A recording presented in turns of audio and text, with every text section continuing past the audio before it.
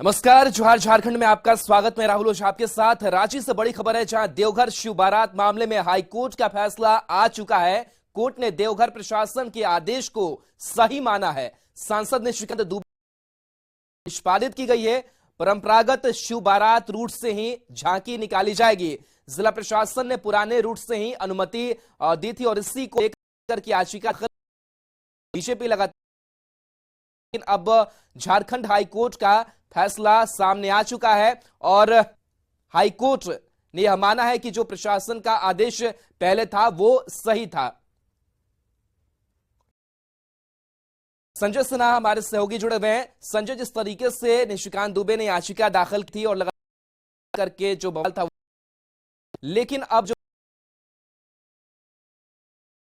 और क्या कुछ कोर्ट की तरफ से जानकारी मिली है? देखिए, शब्दों में यही आदेश है कि देवघर जिला प्रशासन का शिव बारात मामले में जो आदेश था, कोर्ट ने उसी आदेश को सही माना है और कोर्ट ने साफ कहा है कि उसमें इस मामले में के दौरान ही देवघर से यह जानने का प्रयास किया कि क्या इस मामले में कुछ लोगों के 5 या 10 लोगों के इकट्ठा होने पर भी सवाल है। देवघर डीसी ने कहा ऐसा कुछ भी नहीं है, मतलब साफ है।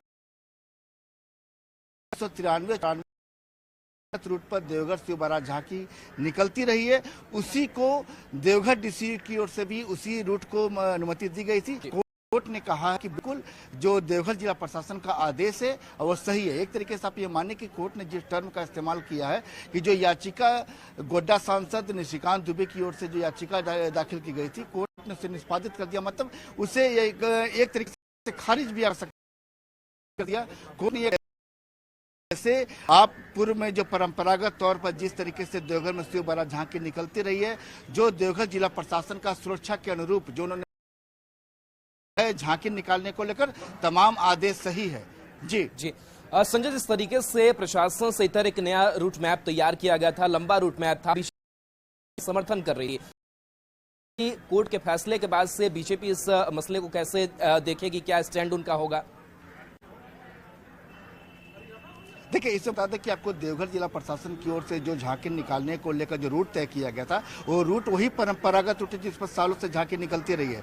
लेकिन सांसद की ओर से जो रूट की मांग गई थी, कोर्ट ने कहा किसी के याचिका नए रूट को अनुमति नहीं दे सकते हैं। जो चलिए, संजय बंदर हमारे साथ, देवघर संवाददाता मनीष दुबे भी हमारे साथ जुड़े हुए। मनीष, क्या लगता है कि अब कोर्ट का फैसला आ चुका है, प्रशासन ने जो रूट माना था, असर क्या लगता है कि होगा इस शिवरात्रि को लेकर के, शिव बारात को लेकर के? जी देखिए, पहले से भी प्रशासन ने जो रूट तैयार किया था, पहले बारात जो शिव बारात है उसको निकाला जाए, लेकिन उसके बाद गोड्डा सांसद निशिकांत दुबे की अगुवाई में इस बार शिव बारात निकाला जा रहा है, जिसमें कि नए रूट को बताया गया था। जिला प्रशासन का ये था कि जब भीड़ ज्यादा बढ़ेगी, नए रूट से ज्यादा अफरा तफरी का माहौल भी हो सकता है, इसलिए जो रूट पुराना है उसी में रहा जाए। अब जब हाईकोर्ट का ये निर्णय आ गया है कि गया है कि वो नए रूट में निर्णय आने के बाद जो जिला प्रशासन की भी जो तैयारी है वो पुराने रूट पर ही है। और जो शिव बारात समिति की बात करें तो शिव बारात की समिति जो है वो दोनों रूट में काम कर रही थी, दोनों रूट को अच्छे से सजाया गया था, सभी चीजें की गई थी। लेकिन जब आप नए रूट की तरफ जाएंगे तो पुराने रूट वाले में जहां से टर्न था वहां पर जिला प्रशासन भी की गई थी कि अगर ना मानते हुए भी अगर बारात को नए रूट में ले जाया जाए तो वहां पे बैरिकेटिंग से भी रोका जाए। लेकिन अब जब कोर्ट का निर्णय आ गया है तो पुराने रूट से ही इस बारात को ले बात कही गई है। इससे पहले ठीक आपको बता दें कि बाबा बैद्यनाथ मंदिर में निशिकांत दुबे पूजा पाठ करने के लिए आए थे। बाबा बैद्यनाथ मंदिर में पूजा पाठ किया और उन्होंने ये बताया कि जो भी कोर्ट का निर्णय होगा वो मान्य होगा, उस चीज को हम मानेंगे, उनके साथ ही चलेंगे। जब ये निर्णय नहीं आया था, जब वो बाबा बैद्यनाथ मंदिर में पूजा अर्चना करने के लिए पहुंचे थे, तो ये बातें गोड्डा सांसद निशिकांत दुबे ने कही थी। वहीं देवघर डीसी की बात करें तो देवघर डीसी ने लगातार ये अपील भी की है कि जो पुराना रूट है, जो पारंपरिक जो चला आ रहा है, उसी रूट से बारात को ले जाया जाए। तो कुल मिलाकर हम लोग अब ये कह सकते हैं कि जब कोर्ट का निर्णय आ गया तो अपने रूट से ही जाएगा। जी चलिए, बिल्कुल। संजय भी लगातार लाइव जुड़े हुए हैं। संजय, आपसे जानना चाहेंगे कि कोर्ट का फैसला तो आ चुका है, लेकिन श्रद्धालु काफी संख्या में पहुंचते हैं, ऐसे में देव किस तरीके से अब नजर आ रही है? देखिए, जाहिर है कि कोर्ट के फैसले के बाद वो भ्रम की स्थिति दूर होगा कि जो नया रूट या पुराना रूट, भ्रम की स्थिति कि सालों से जिस रूट पर आप बाबा धाम में शिव बारात में जाते रहे, आपको उसी रूट पर जाना है, कहीं कोई भ्रम की स्थिति नहीं है। और कोर्ट ने बाकायदा इस मामले में देवघर डीसी से दौरान ही संपर्क किया कि वास्तव में क्या जो एक धारा 144 की बात आ रही है या फिर वो बात आ रही है कि कुछ लोगों के इकट्ठा होने पर सवाल है। देवघर डीसी ने इस भ्रम को भी दिया कि ऐसा कुछ नहीं है, इसमें कहीं कोई पूर्व की तरह जो झांकी निकलती रही है, परंपरागत तरीके से निकलती रही है, परंपरागत रूट पर निकलती रही है, वैसे ही निकलेगी झांकी। जी चलिए, बिल्कुल संजय, बहुत बहुत शुक्रिया हमारे साथ ऑफलाइन पर। बहुत बहुत शासा से बड़ी खबर की, जहां नक्सलियों ने जमकर उत्पात मचाया है। गोइलकेरा थाना क्षेत्र में नक्सलियों ने पंचायत भवन को आईईडी पंचायत के गितिलपी स्थित पंचायत भवन को बीती रात बम विस्फोट कर उड़ाया गया। गोइलकेरा के नक्सल प्रभावित संवेदनशील क्षेत्र में घटनास्थल स्थित है। इस वारदात के बाद लोगों में दहशत का माहौल है। आपको बता दें कि कुल्हान जंगल के इलाकों में भाजपा के खिलाफ पिछले का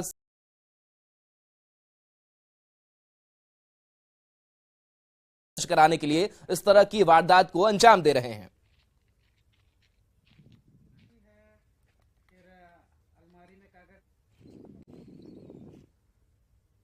तो चाईबासा में नक्सलियों ने पंचायत भवन को उड़ाने के साथ ही थाना क्षेत्र के बकेला नक्सलियों ने एक ही रात में नक्सलियों ने 2 बड़ी वारदात को अंजाम दिया। गोइलकेरा थाना क्षेत्र के कदमडीहा पंचायत भवन को आईडी विस्फोट कर उड़ाया गया, साथ ही बरकेला गांव के पास पुलिया को भी विस्फोट कर क्षतिग्रस्त कर दिया गया।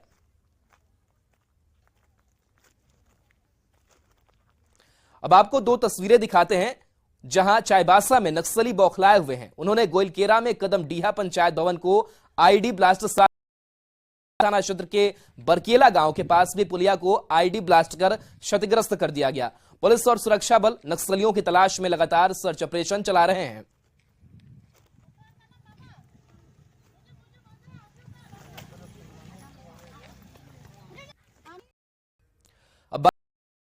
की पलामू के पाकी में जुमे की नमाज को लेकर मस्जिद के पास भारी संख्या में पुलिस बल को तैनात किया गया है। एसडीपीओ सुरजीत कुमार के नेतृत्व में पुलिस के अधिकारी और जवान मस्जिद के पास तैनात है। शांति समिति की बैठक में लिए गए निर्णय के आधार पर मस्जिद में सिर्फ 4 लोगों को ही नमाज अदा करने की अनुमति है। लोगों में सुरक्षा की भावना जगाने के लिए पाकी में जवानों ने फ्लैग मार्च निकाला। ये मार्च पूरे पाकी बाजार होते हुए मस्जिद इलाके में भी निकाली गई।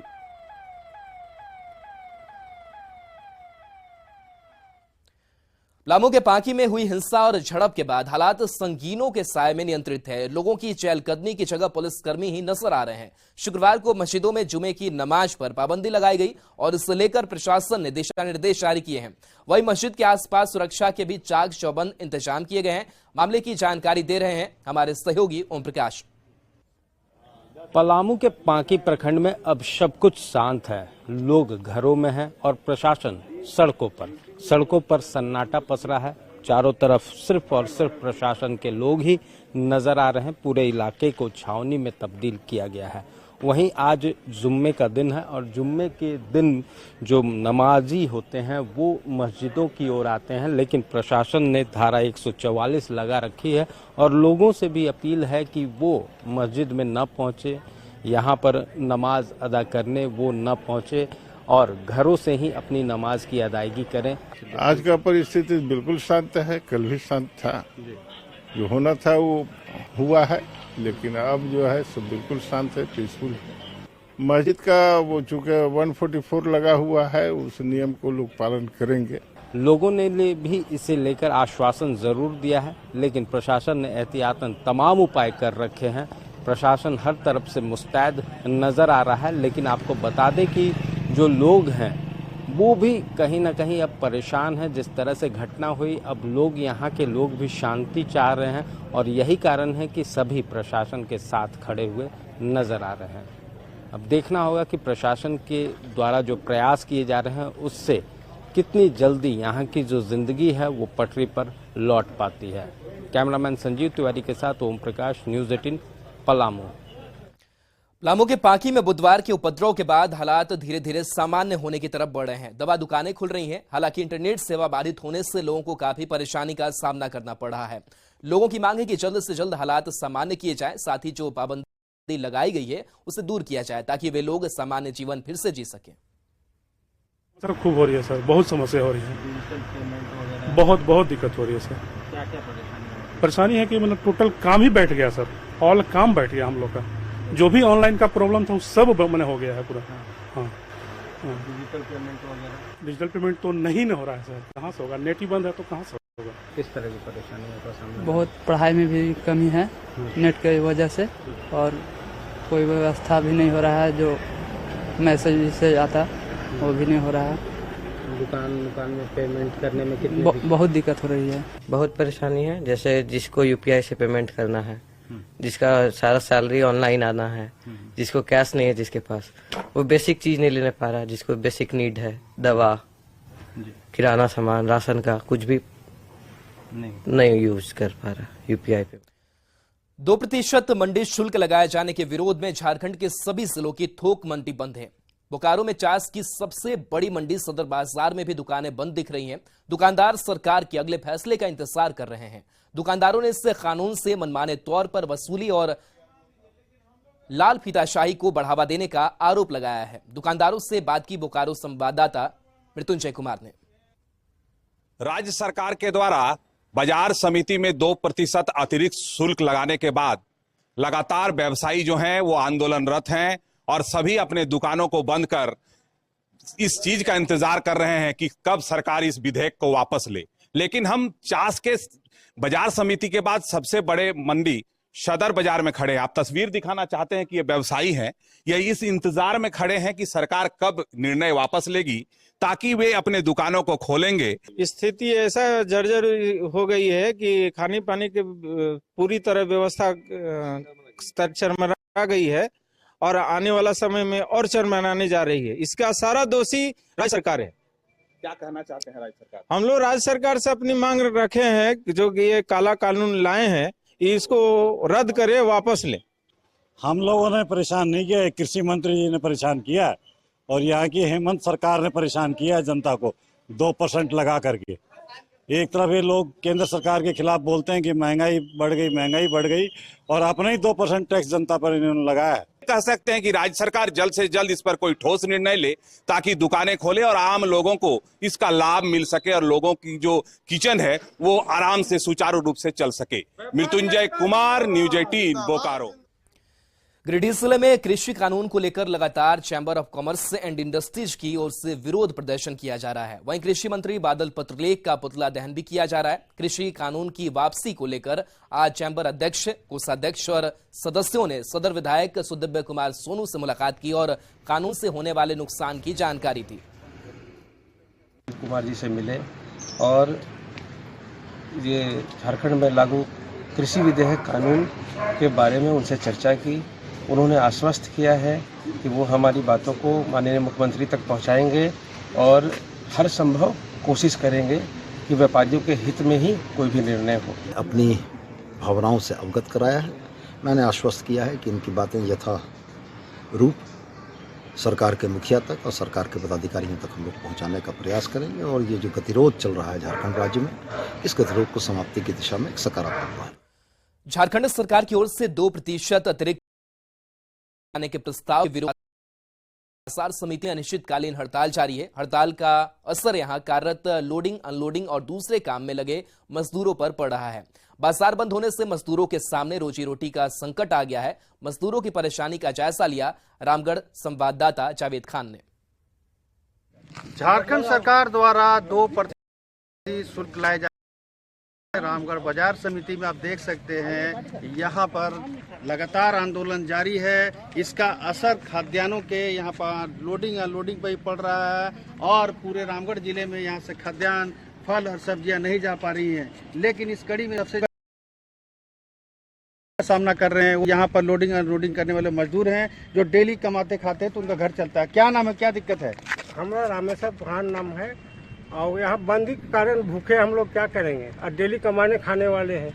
अब इससे बाल बच्चा घर द्वार कैसे चलेगा? दिक्कत हो रहा है, बाल बच्चा को खाना पीना बंद हो रहा है।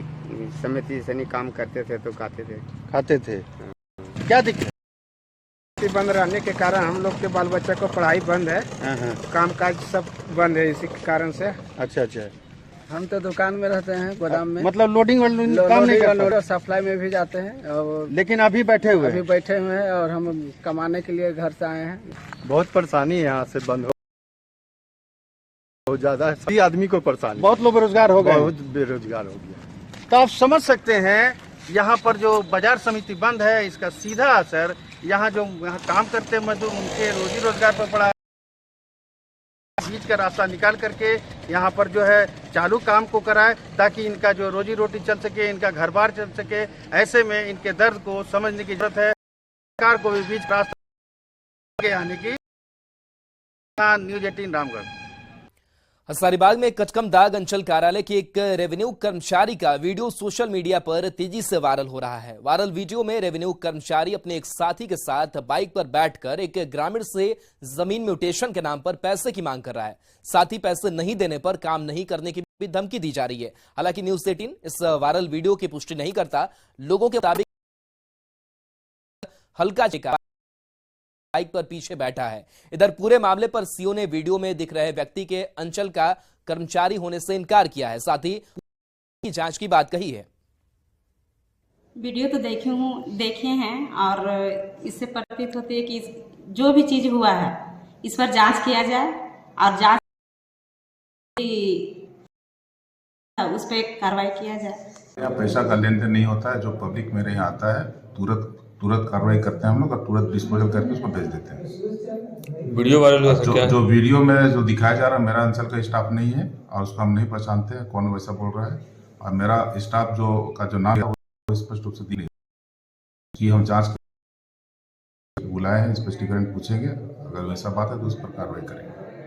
तो हम तो पहचानते हैं कि वो राजकेश्वर राम हल्का 6 के कर्मचारी हैं और ऐसा अगर उन्होंने किया है तो बड़ा गलत काम किया है, निंदनीय काम है।